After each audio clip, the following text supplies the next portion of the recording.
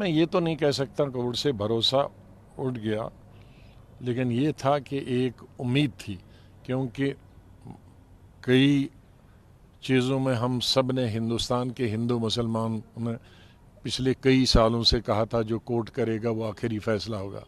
جیسے بابری مسجد کے بارے میں کہا تھا، اسی طرح سے اور کئی چیزوں میں کہا تھا اور اس کو سویکار کیا تھا۔ تو اب ہماری امید تھی کہ سپریم کورٹ، کیونکہ وہ کسی دل کی، کسی پکش کی، کسی سیاسی پارٹی سے تعلق نہیں رکھتے ہیں، اور خاص طور سے آج کی جو یہ بینچ تھا وہ بالکل میں کہہ سکتا ہوں کہ بہت ہی اچھا بینچ تھا،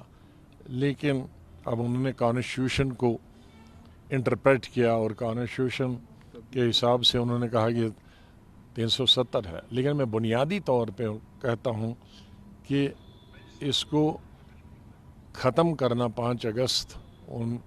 2019 کو ہی غلطی تھی، جلدی میں کیا گیا تھا، بہت جلدی میں کیا گیا تھا، اور جموں کشمیر کے عوام سے تو کوئی پوچھ نہیں سکتا ہے اتنے عوام سے، لیکن جموں کشمیر کی سیاسی پارٹیوں سے پوچھا جانا چاہیے تھا،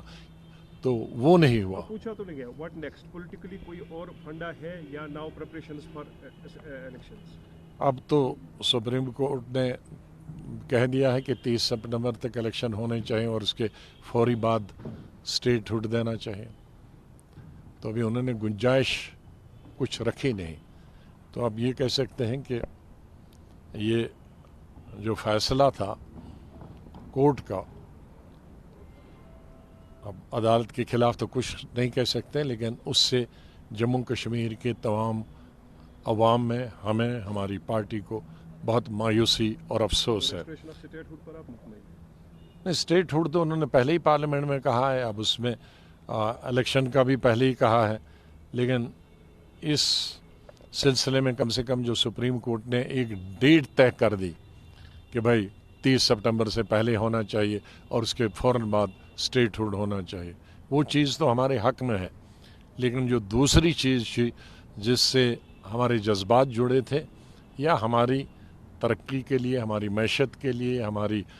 روزگار کے لیے، بچوں کے روزگار کے لیے، یا زمین مہنگی نہ ہو، اس کے لیے جو چیزیں تھیں وہ ہمیں نہیں مل پائیں گی۔ ایک بات ماننی پڑے گی، بی جے پی جو کہہ رہا ہے ڈنکی کی چوٹ پہ کہہ رہا ہے، در پردہ کچھ نہیں ہو رہا، جو پہلے دن کہا تھا آج بھی اسے پسند۔ ہاں، یہ ان کا 70 سال سے ان کے ایجنڈے میں تھا آرٹیکل 370، لیکن وہ 370 کے باہر بھی گئے، اسٹیٹ ہوڈ ختم کرنے کا نہیں تھا، یونٹی بنانے کا نہیں تھا، یہ چیزیں وہ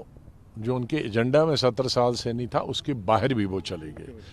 آزاد صاحب، یہ جاننا چاہوں گا کہ اب اس فیصلے کے بعد جو ہے پولیٹیکل پارٹیز اور خاص کر ڈی پی اے پی کی جو سیاست ہے وہ کدھر جاتی ہوئی دکھ رہی ہے؟ اب وہ ہم اپنے ساتھیوں سے بات کریں، لیکن میں نے پہلے ہی کہا کہ 2 ہی بڑے ادارے ہیں، پارلیمنٹ اور سپریم کورٹ، اس سے تو اوپر والا خدا ہے، اس کے ساتھ تو ہماری اپروچ نہیں ہے۔ تو یہاں جو جمہوریت میں جو سب سے اسٹرانگ پلرز ہیں ہماری جمہوریت کے، وہ ہے پارلیمنٹ اور سپریم کورٹ، بدقسمتی سے ہم دونوں میں ہار گئے۔